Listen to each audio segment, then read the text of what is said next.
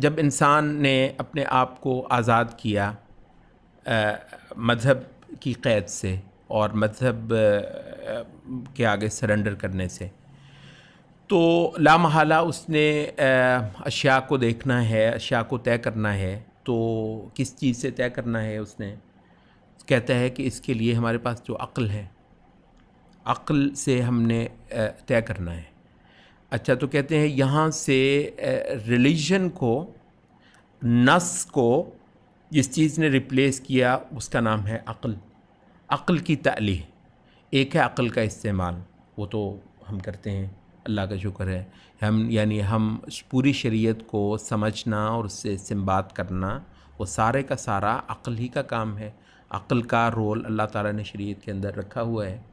لیکن یہ ہے کہ اس عقل کو البتہ انڈیپینڈنٹ ماننا، ٹھیک ہے، اور چیزوں کی حقیقتوں کے تعین میں اس سے اوپر کسی بالا تر اتھارٹی کو نہ ماننا، یہ ہے عقل کی پرستش۔ تو عقل پرستی جس کو ریشنلزم کہتے ہیں، تو یہ ایک اور اس کا بچہ ہے، لیکن اس وضاحت کے ساتھ کہ ریشنلزم جو ہے وہ ہیومنزم کی ایجاد نہیں ہے۔ ریشنلزم پیچھے سے چلا آتا ہے، کہ مطلب لوگ کہتے ہیں کہ یہ جو ہے سقراط سب سے بڑا جو ہے وہ ریشنلزم کا امام تھا۔ تو پرانے گریک اس میں جو ہے وہ عقل پرستی جو ہے وہ موجود تھی۔ عقل کو ایک انڈیپینڈنٹ اینٹی کی حیثیت دینا جو چیزوں کی حقیقتوں اور قدروں کا تعین کر سکتی ہے اور سب معاملات کا کلی فیصلہ کر سکتی ہے، حتیٰ کہ الہیات کے حوالے سے بھی جو اصل حکم ہے وہ عقل ہے۔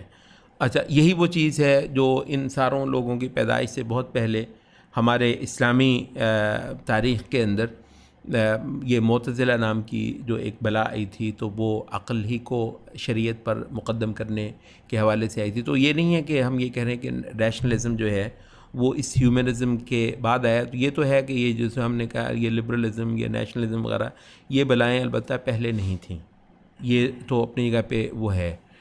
لیکن یہ جو ریشنلزم ہے یہ پہلے سے تھا، خصوصاً یونان کی پہچان تھی۔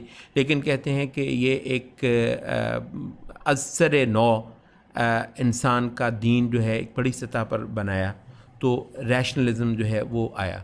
اچھا، لیکن کہتے ہیں کہ یہ ہیومنزم کی ابتدا لوگ مانتے ہیں کہ یہ جو عیسائیوں کا جو کیلنڈر ہے اس میں جو 14ویں صدی، 14ویں اور 15ویں صدی سے جو ہے نا یہ شروع ہوا ہے ہیومنزم، اور اس میں رفتہ رفتہ رفتہ رفتہ جو ترقی آتی گئی، تو بعد میں جیسے جیسے وہ monarchy ختم ہوئی اور چرچ کو واقعتاً لگام ڈال دی گئی، تو یہ واقعہ پھر جا کر 17ویں صدی تک جو ہے یہ پیش آیا۔ بلکہ یہ تقریباً 14ویں 15ویں صدی سے ان کی ایک جنگ ہے جنہوں نے مذہب کے خلاف اور چند افراد کے پوری جو ہے نا وہ انسانی سوسائٹیز پر اجارہ داری کے خلاف جو انہوں نے لڑی ہے۔ تو کہتے ہیں کہ ریشنلزم کی جو ہے یہ آئی۔ اچھا، لیکن یہ ہے کہ ریشنلزم کے حوالے سے ہمارے اہل علم نے اور خود ان کے بھی وہ بتاتے ہیں کہ تھوڑی ہی دیر کے اندر آپ کو پتہ ہے یہ کمال ہوا ہے کہ ریشنلزم کو بھی خود انہی کے ایک اور نظریے نے تبدیل کر دیا، وہ امپیریسزم جس کو آپ کہتے ہیں۔ وہ کہتے ہیں کہ عقل جو ہے یہ خود عقل ایک مفروضہ ہے، عقل ایک مفروضہ ہے، پتہ نہیں ہے، ٹھیک ہے۔ تو اس وجہ سے عقل کے مقابلے پر کہتے ہیں تھوڑی ہی دیر کے اندر یورپ کے جو عقلاء تھے ان کا رجحان حس کی طرف ہو گیا۔ حس جس کو آپ سینس کہتے ہیں، سینسز اور یہ جو ہے ایکسپیریمنٹ اور ایکسپیرینس جو ہے وہ کہتے ہیں کہ آپ یہ مطلب عقل بہرحال مفروضے ہی قائم کرتی ہے۔ تو عقل کو پیچھے کر کے انہوں نے حس کو جو ہے وہ مقدم کر دیا۔ تو تھوڑی دیر کے بعد ریشنلزم جو ہے وہ امپیریسزم کے ساتھ ریپلیس ہو گیا۔ البتہ یہ دونوں چیزیں ہمارے لیے ایک برابر شرک ہیں۔ امپیریسزم بنیادی طور پر یہ سائنس ساری جو ہے وہ یہی ہے کہ آپ جو ہے نا وہ ایکسپیرینس سے اور تجربے سے جو کریں گے وہ مطلق طور پر تمام حقیقتوں کو جاننے کے لیے واحد ذریعہ، تو ہم تو اس کو کفر ہی کہیں گے۔ اور ہمارا مد مقابل تو وہ ریشنلزم بھی ہے، اور ہمارا جو اسلام ہے وہ اس کے مد مقابل وہ بھی ہے۔ گو اتنی وضاحت یہ ضروری ہے کہ جب عقل ان کی معبود تھی، ہمارے لیے عقل جو ہے وہ استعمال کی چیز تھی اور بہت ہی قدر کی چیز تھی، جس کو قرآن مجید نے ایک تو اللہ تعالیٰ کی نعمت قرار دیا ہے کہ اس سے پہلے جو ہے وہ تمہیں کوئی شعور نہیں تھا، تو اللہ تعالیٰ نے تمہیں جو ہے نا وہ عقل دی، جعل لکم الافئدہ، جعل لکم السمع والابصار والافئدہ۔ ہمارے بہت سارے علماء نے کہا کہ افئدہ جو ہے فؤاد، زیادہ تر جو ذہنی قوا ہیں وہ اس کا ریفرنس وہ ہے قلب کے مقابلے پر جو فؤاد کا لفظ ہے، تو یہ عقل ہے جو اللہ تعالیٰ کی بہت بڑی نعمت ہے، تو ہم اس کو اللہ تعالیٰ کی نعمت سمجھتے تھے۔ تو کہتے ہیں یہی فرق ہے کہ ہندو جو ہے وہ اس گائے کو پوجتا ہے اور ہم اس گائے کا دودھ پیتے ہیں اور ذبح بھی کرتے ہیں، اس کا گوشت بھی کھاتے ہیں اور اس پر اللہ کا ہم شکر بھی کرتے ہیں کہ خدا کا شکر ادا کر بھائی جس نے ہماری گائے بنائی۔ تو مطلب وہ جو گائے کی جو حیثیت ہمارے لیے ہے، ظاہر ہندو کے لیے گائے کی وہ حیثیت نہیں ہے، عین یہ حیثیت جو ہے نا وہ عقل کی ہے۔ مسلمان کے لیے عقل کی وہی حیثیت ہے، مسلمان اس کو استعمال کرتا ہے اور اس کے جتنے فروٹس ہیں، جتنے اس کے ثمرات ہیں، ان سے بدرجہ اتم محظوظ ہوتا ہے۔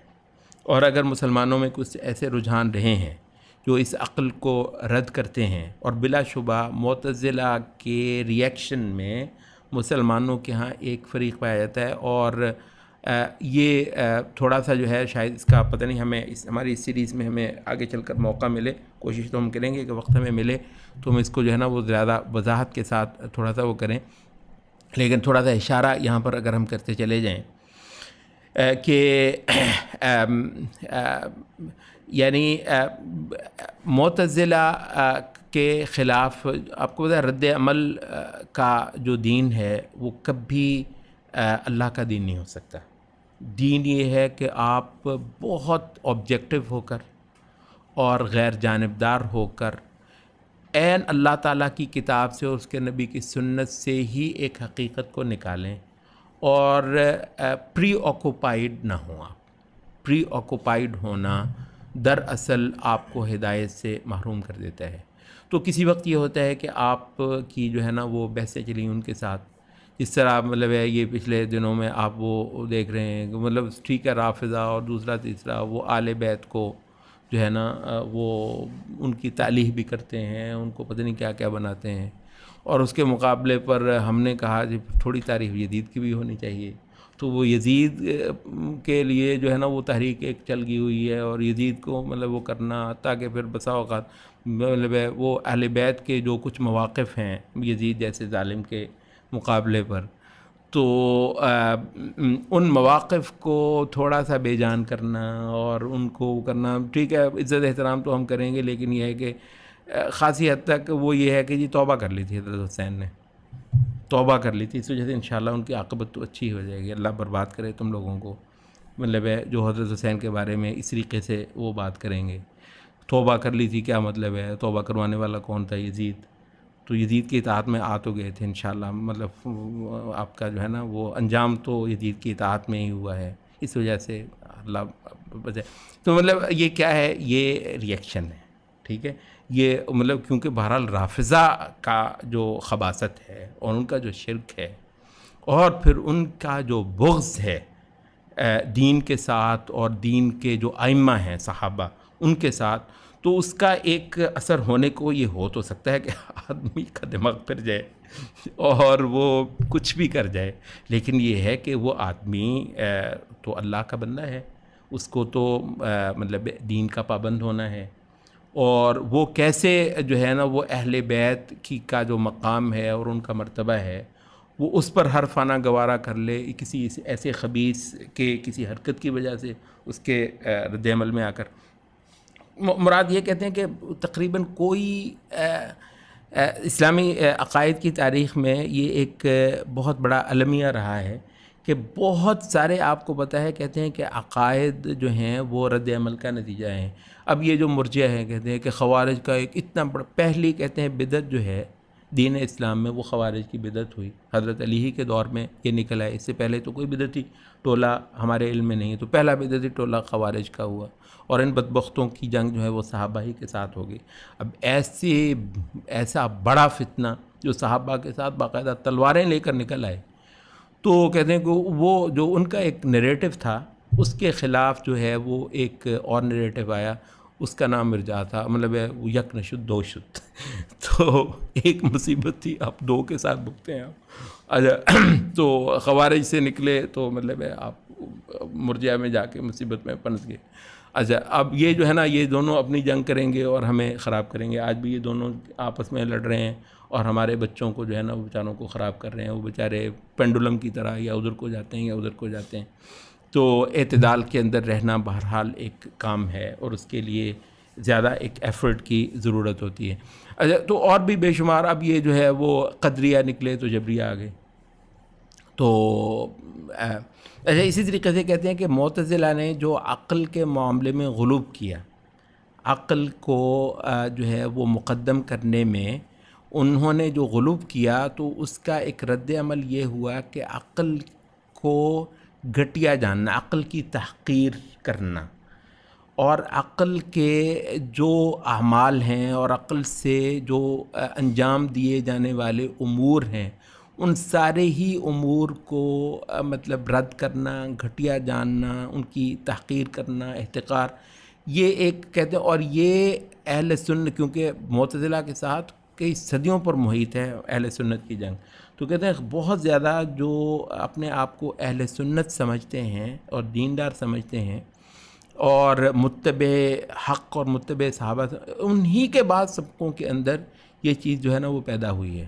اس کا اثر اس وقت بھی آپ دیکھ رہے ہیں۔ اب کیونکہ جو سائنس جتنا ہے، سائنس بنیادی طور پر یا تو وہی وہ امپیریسزم ہے، جو حواس کا مطالعہ، حس ہے، کہ جو اللہ نے بہت بڑی نعمت کی تھی ہم پر، جعل لکم السمع والابصار والافئدہ قلیلا ما تشکرون، بہت کم ہے۔ یہ انسان کی اصل ہے یہ کہ جیسی نظر اللہ نے انسان کو دی ویسی کسی اور مخلوق کو، روئے زمین پر کم از کم جو ہمارے علم میں ہے تو ویسی کسی کو نہیں دی، جو کان اس کو دیے وہ کسی اور کو نہیں دیے، اور پھر ان سے جو لینے والے جو چیزیں ان کو پھر پروسیس کرنے کے لیے جو اللہ نے جو عقل اور سمجھ کے قوا دیے وہ اللہ نے کسی مخلوق کو نہیں دی۔ تو ہمارا تو وجہ امتیاز باقی ساری مخلوقات پر یہی ہے، اور اس کی وجہ سے اللہ تعالیٰ نے زمین میں ہمیں جو ایک مقام دیا ہے، ساری مخلوقات ہمارے تابع ہیں، ذبح کر کر کے کھا جاتے ہیں ہم ان مخلوقات کو۔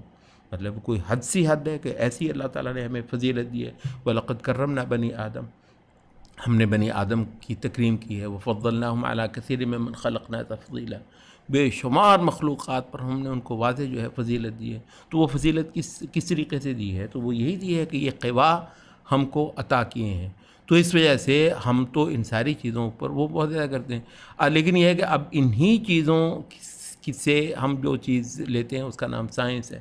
تو بھائی سائنس جو ہے وہ اس معنی میں کہ یہ حواس کا مطالعہ ہے، اللہ تعالیٰ کی اس تمام مخلوقات کو ہم دیکھتے، جانچتے، پرکھتے ہیں، اور ان سے بے شمار جو ہے نا وہ نتائج اخذ کرتے ہیں، اور ان نتائج کو ہم پھر مرتب کرتے ہیں، اور ان کو جوڑ کے پھر بہت ساری انسانی منفعت کی اشیاء کو ہم اس سے پیدا کر لیتے ہیں۔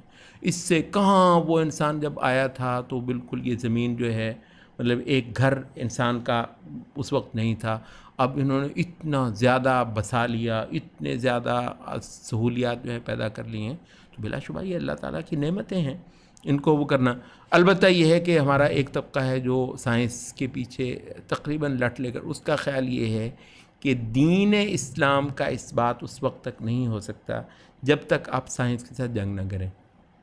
بھائی سائنس کا ایک پہلو یہ ہے کہ یہ حقائق کے کلی تعین کے لیے ایک انڈیپینڈنٹ چیز ہے، تو وہ وہی بات ہے، نہ وہ عقل کی حیثیت ہے نہ وہ سائنس کی حیثیت ہے، کیونکہ ہم سب سے پہلے مسلمان ہوتے ہیں اس بات کو جان کر کہ اللہ رب العزت نے وہ کچھ ہمیں اپنے رسول کے ذریعے سے بتایا ہے جو ان تک کبھی ہماری رسائی نہ ہو سکتی، اور سب سے بڑی نعمت البتہ وہ ہے، اس عقل سے بھی بڑی نعمت یہ ہے کہ اللہ تعالیٰ نے ایک رسول بھیجا ہماری طرف، اور اس کے ذریعے سے وہ سب باتیں ہم پر منکشف کر دیں جو کبھی ہم اس عقل کے ذریعے سے نہ کر سکتے اور نہ ہی ان حواس کے ذریعے سے کر سکتے۔ تو اب یہ ہے کہ یہ حواس اور یہ عقل جو ہے اس پر جا کر حکم بن جائیں اور کہیں کہ خدا جو ہے نا پہلے تو پاس ہونا ہمارے پاس، اور رسول بھی جو ہے نا وہ پہلے تو پاس ہو ہم سے، ہم تو چیک کریں گے اس کو، جہاں فیل ہو جائے تو فیل کریں گے ہم، خدا کو بھی رسول کو بھی، جہاں پاس ہو جائیں تو چلیں ٹھیک ہے پھر ہم ان کو درخور اتنا کریں گے۔ تو یہ تو کفر ہے، یہ تو عقل کی بھی نہ حیثیت تھی اور نہ ہی یہ سائنس کی حیثیت تھی۔ لیکن اگر وہ وحی کے آڑے نہ آئے، عقل جو ہے اگر وحی کے آڑے نہ آئے تو اس میں برا کیا ہے؟ یہ نعمت ہے، تب تو وہ نعمت ہے نا، اور سائنس بھی جو ہے وہ نعمت ہے۔ تو اس وجہ سے، اور اگر یہ چیز جو ہے اگر اس میں کنٹریبیوشن کرتا ہے نیوٹن بھی، اگر اس میں آئنسٹائن بھی کرتا ہے تو بلا شبہ اس کو اپریشیٹ کرنا چاہیے۔ مطلب کافر بھی ایک اچھا کام کر سکتا ہے، اس میں کیا شک ہے؟ کافر سے ہم جو ہے نا وہ دین ہی نہیں پڑھیں گے، کافر سے ہم جو ہے نا وہ چیزیں ہی نہیں سیکھیں گے جس کے لیے اللہ تعالیٰ نے ہماری طرف ایک رسول کو بھیجا ہے اور ہماری طرف ایک کتاب کو اتارا ہے۔ وہ البتہ ہم اپنے ہاں کے کسی مولوی سے بھی اگر وہ اس کے ساتھ وہ جو ہے تصادم کرے تو اس کو تو ہم اپنے مولوی کو بھی حیثیت نہیں دیں گے، تو کسی اور کو کیسے دے سکتے ہیں؟ لیکن اس سے ہٹ کر جو ہے باہر ان سب کی جو ہے نا وہ حیثیت ہے۔ تو یہ ایک دو پہلو چیزیں ہو جاتی ہیں۔ مطلب اب یہ جو عقل کا جو ایک کنٹریبیوشن ہے منفعت انسانی کے اندر، اور حواس کا اور حواس سے حاصل ہونے والے مطالعے کا جو ایک کنٹریبیوشن ہے، یہ سارا کچھ جو ہے نا وہ شرک کے تحت رد ہونے والا نہیں ہے، ٹھیک ہے؟ اس سے پہلے ہم نے کہا کہ وہ دوسری چیزیں جو ہیں مطلب سیکولرزم، اس کا لب لباب یہ ہے کہ دین کو سوسائٹی میں نہ آنے دیا جائے، تو وہ کلیتاً رد ہونے والی چیز ہے۔ ڈیموکریسی جو ہے وہ یہ ہے کہ اب اللہ کے مقابلے پر کچھ مخلوق جو ہے وہ ہر چیز کا فیصلہ کریں گی، تو اس وجہ سے وہ رد ہونے کے قابل ہے جملتاً و تفصیلاً، ٹھیک ہے؟ لبرلزم ہے وہ ہم نے کہا ہے، یہ بھی بے شک اس کے بچے ہیں۔ مطلب جدید سائنس جو ہے وہ کیونکہ بہرحال یعنی اس سے پہلے اس میں کوئی شک نہیں ہے کہ یعنی انسانی جو علوم جو کائنات کا جو مطالعہ ہے جتنے منظم انداز میں، کیونکہ انہوں نے فوکس کر لیا نا اس کے بعد، اتنے منظم انداز میں پچھلی چند صدیوں میں ہوا ہے، اتنا اس سے پہلے نہیں ہوا۔ بعض نے کہا کہ شاید اس کی وجہ یہ تھا کہ چیزیں ایکیومولیٹ ہو رہی تھیں، وہ ویسے تو انسان ہمیشہ سے ہی کائنات کا مطالعہ کر رہا ہے، لیکن کہتے ہیں وہ ایک چیز ہوتی ہے ایک کرٹیکل میس تک پہنچتی ہے۔ وہ اتفاق یہ ہو گیا اور شاید بہت سارے لوگوں کے لیے ایک فتنے کا باعث بھی تھا کہ انسان کا کائنات کا مطالعہ جو ہے وہ کہتے ہیں اپنی ہی رفتار سے چلتا ہے، اور مسلمانوں کا بھی بہت بڑا ایک کردار ہے، لیکن وہ پھر بھی جو ہے نا اپنے بالکل اس آخری پوائنٹ پر جہاں بہت سارا کچھ یہاں تک پہنچ گیا کہ پھر یک لخت ہوائی جہاز میں، وہ کہتے ہیں جب وہ مرحلہ ہے نا کہ ہوائی جہاز اور انجن اور یہ بہت کچھ بننے کا وہ ہوا، اتفاقاً اس وقت انسان ملحد بھی ہو چکا تھا اور دین کو وہ دیس نکالا بھی دے چکا تھا اور خدا کو اپنی سوسائٹی سے جو ہے نا وہ باہر بھی کر چکا تھا۔ تو کئی سارے لوگوں کا خیال ہے کہ یہ ایک کو انسیڈنس ہے، یا مطلب وہ ویسے ہی انسان کائنات کا مطالعہ کرتے ہوئے اور اس سے کشید کیے ہوئے علوم کو مرتب کرتا ہوا آ رہا تھا۔ یہ اگر سارا کچھ نہ بھی ہوتا تو اپنی اس رفتار سے ہو ہی جانا تھا، یعنی جہاز ایجاد ہو ہی جانے تھے، ٹھیک ہے؟ اس کا کچھ تعلق اللہ کے ساتھ کفر کرنے سے، اور یہ تو پکی بات ہے، اس کا کچھ تعلق اللہ کے ساتھ کفر کرنے سے نہیں ہے کہ یہ تب ہوا جب اللہ کو نکالا، معاذ اللہ خدا کو سوسائٹی سے باہر کیا اور یہ جو انجن بنے اور یہ جو کمپیوٹر بنا۔ تو وہ کہتے ہیں کہ وہ انسان کا مطالعہ ہوتا ہوتا جب اس کرٹیکل میس تک پہنچا تو اتفاق یہ ہے، اور اللہ تعالیٰ نے اس کو البتہ بہت سارے لوگوں کے لیے ایک فتنہ بنایا کہ لوگوں کو یوں لگے کہ دراصل یہ سارا کچھ جو ہے انسان کو حاصل تب ہوا جب انسان ننگا ہو گیا، جب انسان جو ہے اس حد تک بیہودہ انداز میں خدا کے ساتھ کفر کرنے لگا تو پھر اس کو یہ سارا کچھ ملا، اور تاکہ پھر ہمارے بھی لوگ یہ کہیں او بھائی ترقی کرنی ہے تو خدا کے واسطے اس دین سے جان چھڑاؤ، یہ جو تمہارا پردہ ہے، یہ جو حیا کے درس ہیں، یہ جو سارے کچھ ہیں، یہ بھائی ہمیں ترقی کرنا ہے، خدا کے واسطے مولوی صاحب بخش دو ہمیں۔ تو یہ یعنی بہت سارے لوگوں کو دھکا پڑنے کے لیے اللہ تعالیٰ کی طرف سے ایک وجہ بن جائے، اور یہ اللہ کی طرف سے اس کا انتظام ہوتا ہے۔ وہ جو ہے نا کہ وَكَذَلِكَ جَعَلْنَا لِكُلِّ نَبِيٍّ عَدُوًّا شَيَاطِينَ الْإِنسِ وَالْجِنِّ يُوحِي بَعْضُهُمْ إِلَى بَعْضٍ زُخْرُفَ الْقَوْلِ غُرُورًا۔ وہ ایسی مطلب زبردست بات کروا دیتا ہے شیطان جو ہے وہ اپنے چیلوں سے کہ عش کر اٹھتے ہیں، ایسے زبردست ہیں، وَلِتَصْغَى إِلَيْهِ أَفْئِدَةُ الَّذِينَ لَا يُؤْمِنُونَ بِالْآخِرَةِ، تاکہ اس پر کان دھر لیں وہ لوگ جن کا آخرت پر ایمان نہیں، برباد ہو جائیں، وَلِيَرْضَوْهُ، اور تاکہ دل سے راضی ہو جائیں، وَلِيَقْتَرِفُوا مَا هُمْ مُقْتَرِفُونَ، اور جتنے گناہ پر کرنے ہیں کر لیں۔ یعنی اللہ باقاعدہ کچھ لوگوں کو اس کا موقع دیتا ہے تاکہ دوزخ میں جائیں تو یوں تو نہ چلے جائیں، پھر وہ واقعتاً حق رکھیں کہ وہ دوزخ میں چلے جائیں۔ تو جن لوگوں کا دل کے اندر ٹیڑھ ہے اور ان کا جو ہے نا وہ اللہ رب العزت کے ساتھ بغاوت کا کچھ مادہ ان کے اندر غیر معمولی اس پہ پڑا ہے، تو اللہ تعالیٰ ان کو ایسے مواقع جو ہے وہ دے دیتا ہے۔ تو اس حوالے سے یہ جو ہے یہ اس کو ہم نے کہا ہے کہ یہ بھی تھوڑا سا ہم واضح کر دیں اس حوالے سے کہ ہمارے جو علماء ہیں وہ علوم کو 3 قسموں میں تقسیم کرتے ہیں۔ ایک وہ کہتے ہیں کہ بلکہ اس سے پہلے ایک چھوٹا سا مقدمہ دے دیا جائے تو شاید بہت اچھا ہو۔ وہ کہتے ہیں کہ اللہ تعالیٰ نے جہاں جہاں انسانی احوا کو دخل ہے، جہاں انسانی احوا ہوں گی وہاں پر انسانوں میں اختلاف ہوگا، ٹھیک ہے؟ تو جتنا کسی معاملے میں احوا کو دخل ہے اور اس کے نتیجے میں اختلاف ہو سکتا ہے، اتنا اللہ نے خود فیصلہ کیا ہے اس آیت کے تحت، وَمَا اخْتَلَفْتُمْ فِيهِ مِنْ شَيْءٍ فَحُكْمُهُ إِلَى اللَّهِ۔ وہ چیز جس میں تمہارا اختلاف ہو سکتا ہو، اس اختلاف کا فیصلہ اللہ کرے گا، اللہ کے علاوہ کوئی نہیں ہے جو مطلب بہت ساری بات یہ ہے کہ بہت ساری چیزوں میں انسانوں کا اختلاف ہو نہیں سکتا۔ اچھا، تو اس وجہ سے وہ کہتے ہیں کہ جن چیزوں میں انسانوں کا اختلاف ہو ہی نہیں سکتا وہ شریعت نے اپنے سر لیا ہی نہیں ہے معاملہ۔ یہ تھوڑا سا سمجھ لیا جائے، اس وجہ سے یہ بہت اہم بات ہے کہ بھائی صاحب سائنس کا میدان سرے سے اور ہے، مذہب کا میدان سرے سے اور ہے۔ کل جو آپ وہ کر رہے تھے، ان دونوں کا ایریا مختلف ہے۔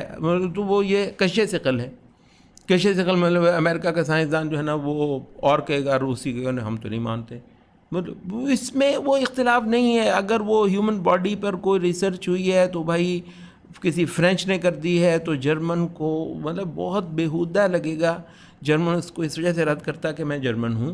تو اس وجہ سے اگر جو ہے نا وہ میڈیکل سائنس میں کسی چیز میں اس میں اختلاف نہیں ہے۔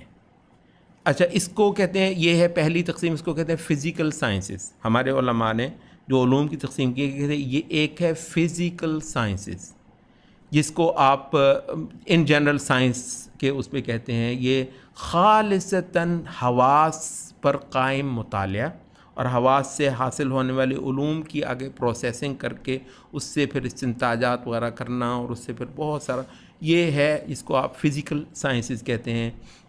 یہ فزکس سے لے کر کیمسٹری تک اور بایولوجی اور اس طرح کی یہ ساری چیزیں، تو کہتے ہیں کہ یہ اللہ نے کلیتاً انسان پر چھوڑ دی ہیں۔ فزیکل سائنسز میں احوا کو کوئی دخل نہیں ہے، اس وجہ سے انسانوں کے مابین اختلاف کا کوئی امکان نہیں ہے۔ وہ لا علم رہے تو رہے، صدیوں تک کہے جی زمین فلیٹ ہے، ٹھیک ہے، وہ لا علم رہے جس دن اس کو پتہ چل جائے گا وہ بھی مان لے گا، وہ بھی مان لے گا، ٹھیک ہے۔ تو چند ایک لوگ آج نہیں مانتے کہ زمین ہو رہا ہے، تو مطلب ان کو پوچھتا کون ہے، یعنی ان کی تو تقریباً کوئی حیثیت نہیں ہے۔ ویسے یہ ہے کہ مطلب انسانوں پر جب یہ کھل جائے گا سبھی مان لیں گے۔ اچھا، تو یہ پہلی تقسیم ہوگی فزیکل سائنسز، اس میں احوا کو کوئی دخل نہیں، اس کی وجہ سے اختلاف کا کوئی ڈر نہیں، اور یہ اللہ تعالیٰ نے اس کو چھوڑ دیا واقعتاً۔ اور اگر قرآن مجید میں کہیں فزیکل سائنسز کے حوالے سے یہ پہاڑوں کا کیا رول ہے زمین کی اسٹیبلٹی کے حوالے سے، یہ ایمبریولوجی کا کچھ بیان ہے، تو مطلب یہ خاصی زیادتی ہے کہ اس کو آپ یہ سمجھیں کہ قرآن مجید نے فزیکل سائنسز پڑھائی ہیں لوگوں کو، یہ بہت زیادتی ہے قرآن مجید کے ساتھ۔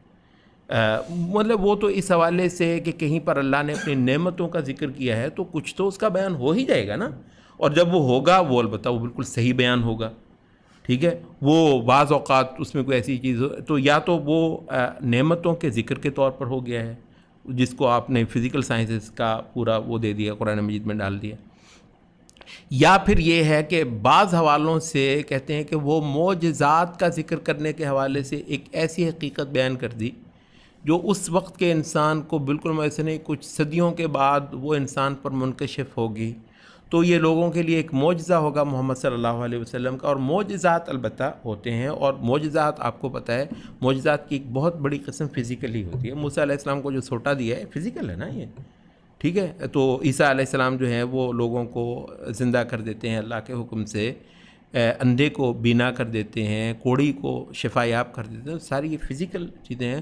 تو ایسی بعض فزیکل معجزے جو ہیں وہ اگر قرآن مجید میں بیان ہو گئے ہیں، جیسے کہتے ہیں کہ واقعتاً یہ جو پہاڑوں کا جو کردار ہے زمین کے استحکام کے بارے میں، بالکل کہتے ہیں کوئی ایسا اکاؤنٹ اس وقت کے انسان کو میسر نہیں تھا کہ یہ میخیں ہیں جو گاڑ دی ہیں، مطلب وہ اللہ نے کہہ دیا تو ہم نے مان لیا تو یہی تھا. تو بعد میں ہمیں پتہ چلا کہ جیسے وہ سائیکل کا جو چکا ہوتا ہے وہ باہر کا جو ہے وہ اس کے سینٹر کے ساتھ جیسے جوڑتا ہے، تو یہ پہاڑوں کا یہ کردار کہتے ہیں یہ کچھ 100 سال پہلے ہی انسان پر یہ چیز جو ہے نا وہ کھلی ہے.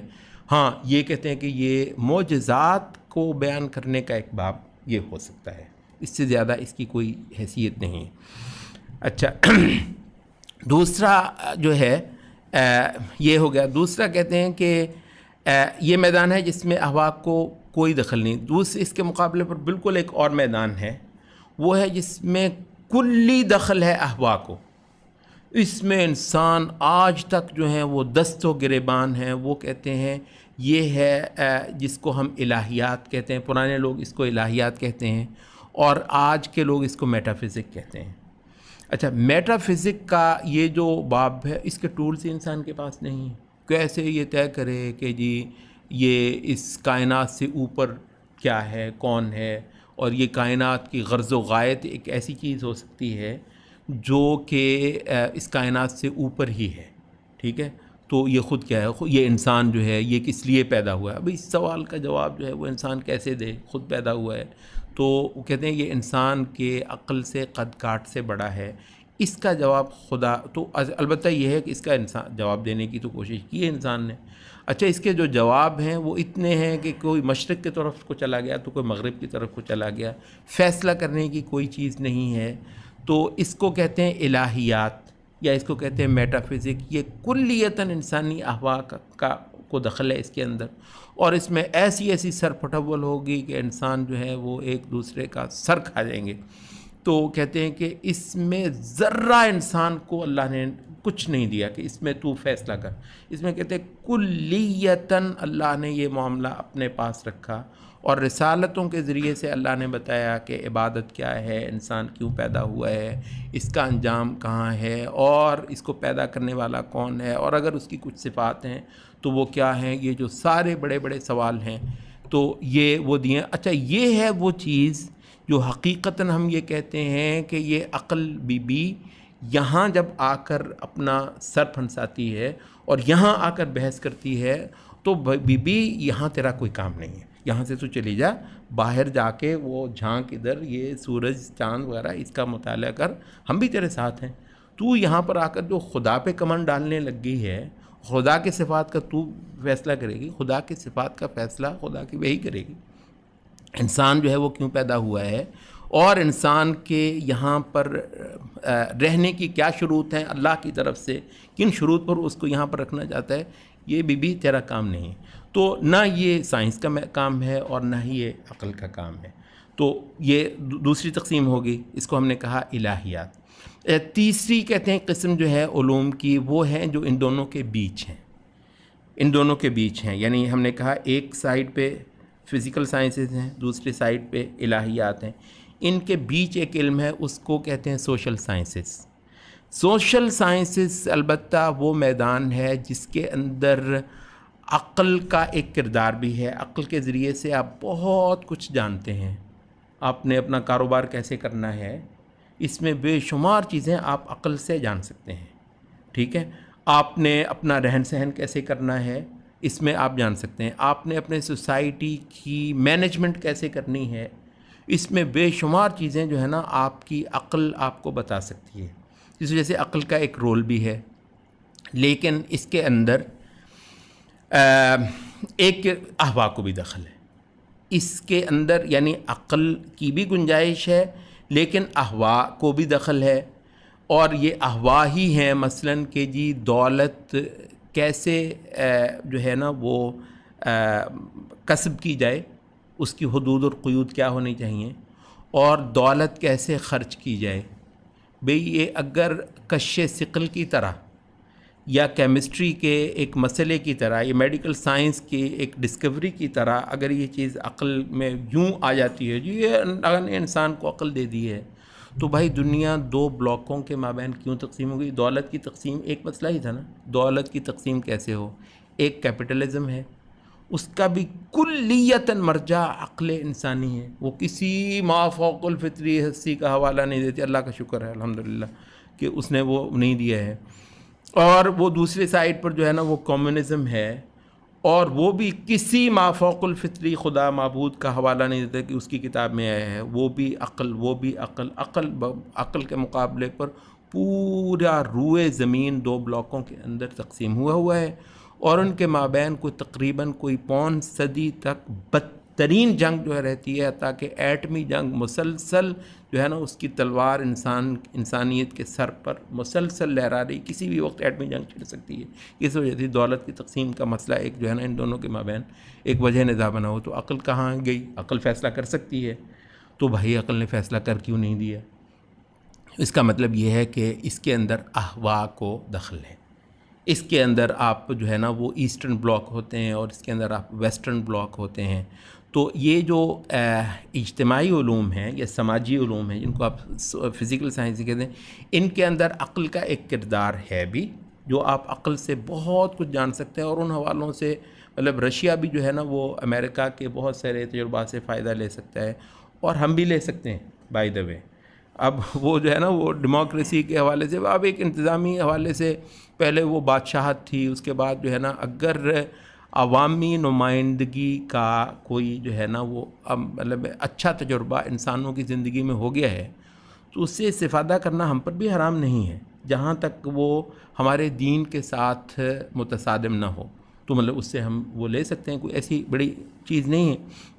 اچھا بہرحال، تو اب وہ کہتے ہیں کہ یہاں پر پھر کیا ہے؟ کہتے ہیں یہاں پر یہ ہے کہ سوشل سائنسز کے جو بنیادیں اور اصول ہیں وہ شرائع خود دیں گی، اس درجے میں کہ احوا جہاں آئیں گی وہاں اللہ فیصلہ کرے گا. وَمَا اخْتَلَفْتُمْ فِيهِ مِنْ شَيْءٍ فَحُكْمُهُ إِلَى اللَّهِ، خدا فیصلہ کرے گا تمہارے اختلافات کا. تو وہ چیزیں جن میں انسان سر پٹکے گا ایک دوسرے کا، اس کا فیصلہ سوشل سائنسز میں اللہ کی شریعت کرے گی. اس وجہ سے وہ شادی بیاہ سے لے کر خرید و فروخت تک اور معیشت کے تمام امور تک اور سیاست کے تمام معاملات تک اور قوموں کے جو تعلقات ہیں ان کے سارے معاملات میں شریعت نے بڑے مفصل احکام دیے ہیں. اگر آپ کسی بھی حدیث کی کتاب کو کھول لیں اور اس کی صرف اگر آپ ایک صرف فہرست پڑھ لیں، پوری کتاب نہ پڑھیں، کسی حدیث کی کتاب، تو اس میں آپ جو ہے نا وہ شروع میں آپ کتاب الایمان دیکھتے ہیں، ٹھیک ہے، اس میں ایمانیات کا سارا ہے. پھر آپ عبادات کی چیپٹر دیکھتے ہیں، کتاب الصلاۃ، کتاب الزکوٰۃ، کتاب الصوم، کتاب الحج، یہ دیکھتے ہیں.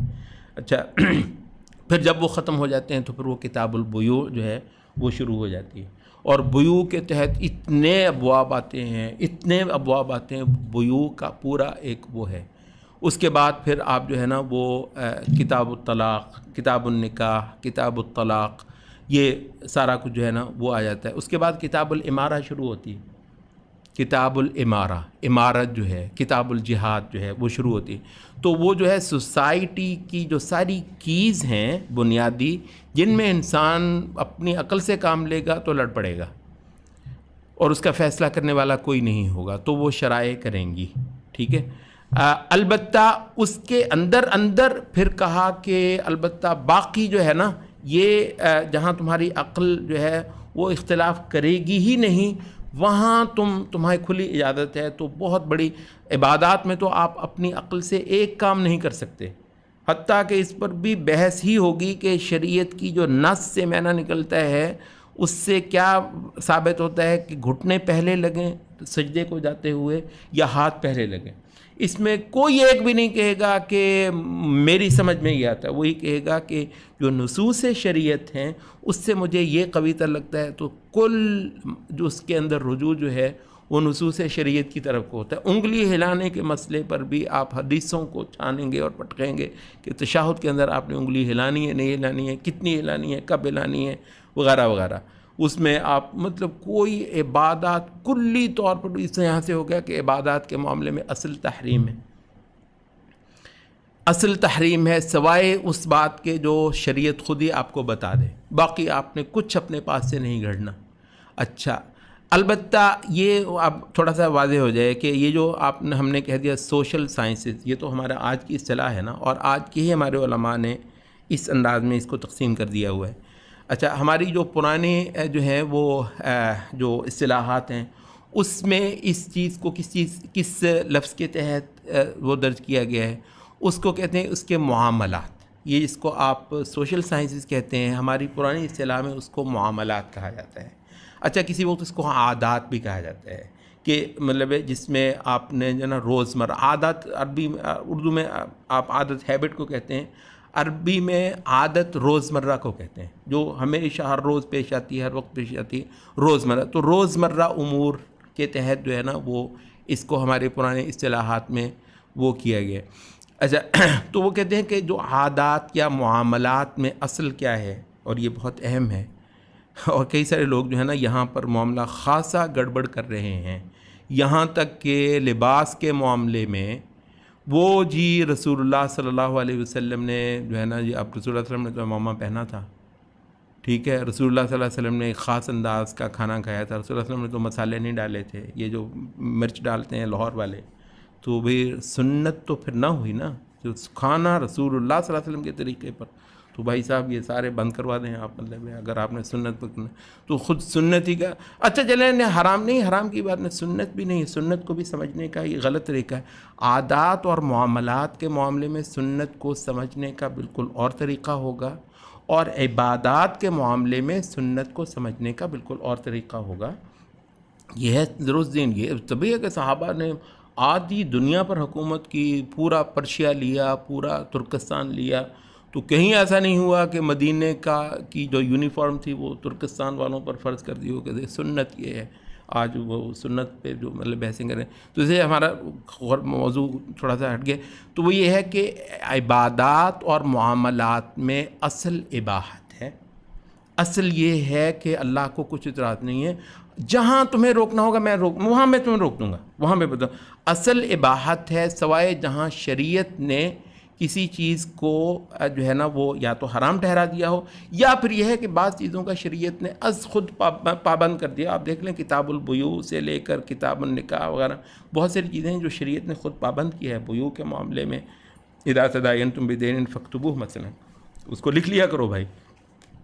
تو اس طرح کی چیزیں یا تو اللہ نے فرض کر دی ہوں گی، بس ان چیزوں کی پابندی کرنی ہے، یا کچھ چیزوں سے روک دیا ہو، ان چیزوں سے رکنا ہے. باقی ایک بڑا ایریا ہے جس میں نہ فرض کیا ہے کچھ نہ روکا ہے، موج کرو، مزے کرو، دین ہے، اس پر چلنا دین ہے. اچھا تو یہاں جو ہے وہ کہتے ہیں کہ وہ جس چیز کا نام تھا عقل، جو کہ ایک بہت اعلیٰ چیز تھی، وہ جی اسلام نے تو اس کا کردار ختم کر دیا. بھائی ختم کب کر دیا؟ کہا کہ اتنا بڑا میدان ہے، لگاؤ زور. معیشت کو اعلیٰ سے اعلیٰ کرنے میں ہیومن انٹلیکٹ کا جو بہت بڑا کردار ہے، اس کے لیے گھوڑا بھی ہے، میدان بھی ہے، لگاؤ زور. بہت اعلیٰ یہ جو ہے سماج ہے، ایجوکیشن ہے، سوسائٹی کی مینجمنٹ ہے، اس ساری چیز میں عقل انسانی بڑے گھوڑے دوڑائے. اللہ کو بہت پسند ہے، اللہ تعالیٰ کو اس پہ کوئی وہ نہیں ہے. تو یہ تھوڑی سی مطلب ہماری بات لمبی ضرور ہوگی، البتہ یہ ہے کہ یہ جو عقل ہے اور انسانی قوا ہیں، ان کا رول جو ہے باقاعدہ طور پر شریعت کو مطلوب ہے. اور اس کی تحقیر کرنا اور اس کو کوئی چیز نہ سمجھنا، اور اس کے بعد آپ نے مارشل لا لگا دینا ہے عقلوں کے اوپر بھی، سوچوں کے اوپر بھی، اور تب آپ کا دین مکمل ہونا ہے. اور انشاءاللہ اب ہیومنزم کا سی محاکمہ ہوا ہے کہ جی انسان کیا چیز ہے، انسان یہی مطلب انسان اللہ کو بہت پسند ہے، وَلَقَدْ كَرَّمْنَا بَنِي آدم. بلکہ آپ کو بتائیں کہ کئی سارے لوگوں نے اسلام سے ہیومنزم کو بھی ثابت کیا ہے نا. وہ یہ آیت کا بہت حوالہ دیں، وَلَقَدْ كَرَّمْنَا بَنِي آدَمَ وَحَمَلْنَاهُمْ فِي الْبَرِّ وَالْبَحْرِ وَرَزَقْنَاهُمْ مِنَ الطَّيِّبَاتِ وَفَضَّلْنَاهُمْ عَلَىٰ كَثِيرٍ مِّمَّنْ خَلَقْنَا تَفْضِيلًا. کو حد چھوڑی ہے، ہیومنزم تو ایسا کمال کا ثابت ہو گیا ہے. تو بلا بھائی مطلب بات یہ ہے کہ بھائی اسلام جیسی بڑی رحمت ہے، آپ آئیں گے تو صحیح اسلام کے پاس.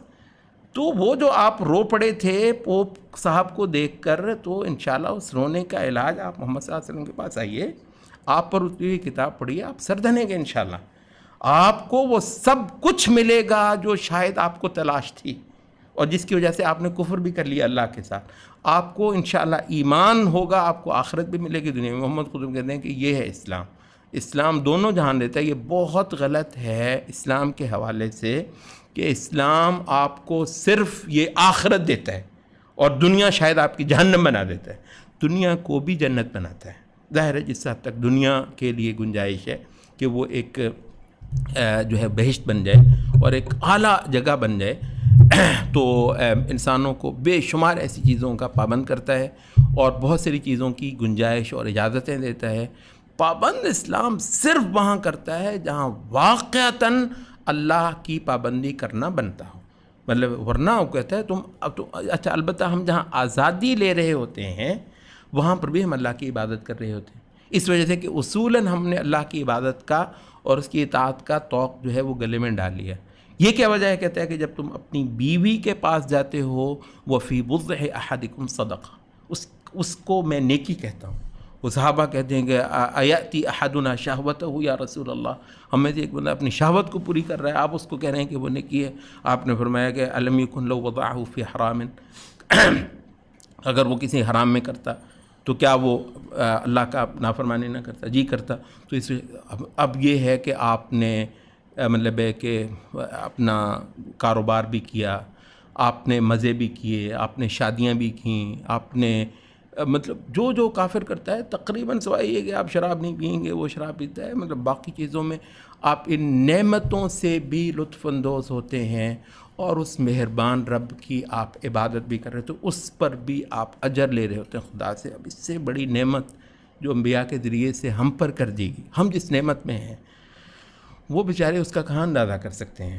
تو اس ایسی سوسائٹی کو یہ سبق دینا کہ بھئی اگر تمہیں یہ دنیا میں کوئی تھوڑا سا سکھ کا سانس لینا ہے تو اس دین سے جان چھوڑاؤ، مطلب یہ ایک ایسا غلط قیاس ہے جو رسول اللہ صلی اللہ علیہ وسلم کے دین کو پوپ کے دین پر کرنے کی وجہ سے. اب کیونکہ ان بدبختوں نے پڑھا ہوا ہی وہ ہے، دین کا کل حوالہ ان کا ہے ہی وہ، انہوں نے ہسٹری ہی وہ پڑھی ہے، تو اس ہسٹری کو لا کر وہ مسلمانوں کی سوسائٹی پر اس کو جو تھوپ رہے ہیں اس سے ایک بہت بڑا خلط مبحث جو ہے وہ پیدا ہو رہا ہے. فی الوقت کے لیے ہم ایک چھوٹی سی بریک کرتے ہیں، تو اگر گنجائش ہوئی مزید آپ لوگوں کے بیٹھنے کی تو انشاءاللہ ہم کچھ اور چیزیں دیکھیں گے. جی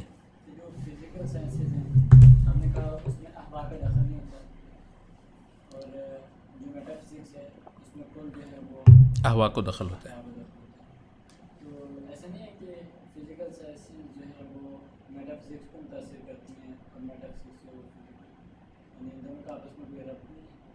ہو سکتے ہیں، ہو سکتے ہیں، بالکل بالکل.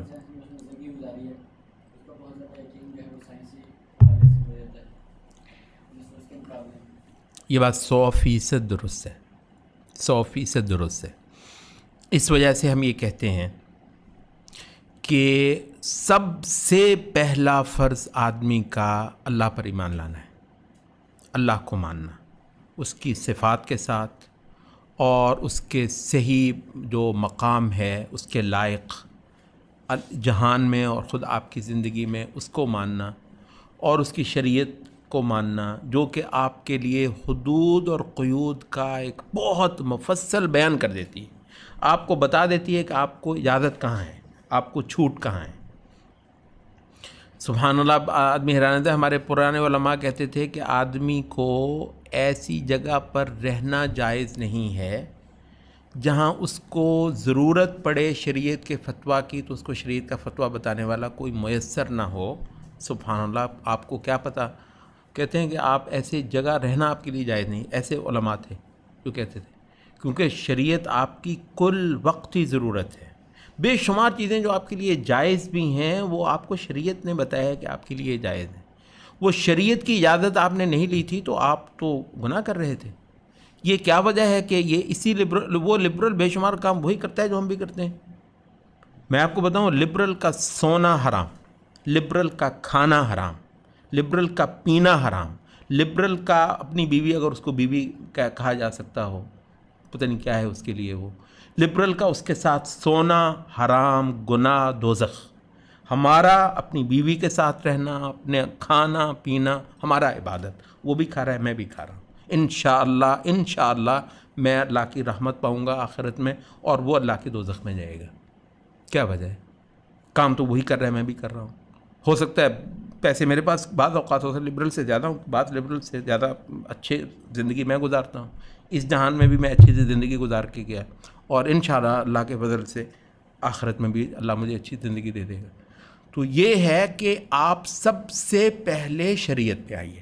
وہ بات درست ہے کہ اگر وہ نہیں ہے تو مطلب وہ تو بےہودہ ہے، وہ ہم اس سے متفق ہیں. وہ آپ سائنس کی بات کر رہے ہیں، میں کہتا ہوں کھانا حرام ہے اس کا کھانا حرام، اس کا پینا حرام. آپ سائنس تو بات کی بات کریں تو یہ بات درست ہے. سب سے پہلا فرض ایمان ہے، سب سے پہلا فرض اللہ کی توحید ہے. اور آپ کو تو یہ اہل سنت کے ہاں باقاعدہ یہ مسئلہ رہا ہے. کسی نے کہا سب سے پہلا اول فرض فرض اللہ علی ابن آدم، کسی نے کہا وہ ہے، کسی نے اہل سنت نے کہا سب سے پہلا فرض توحید ہے.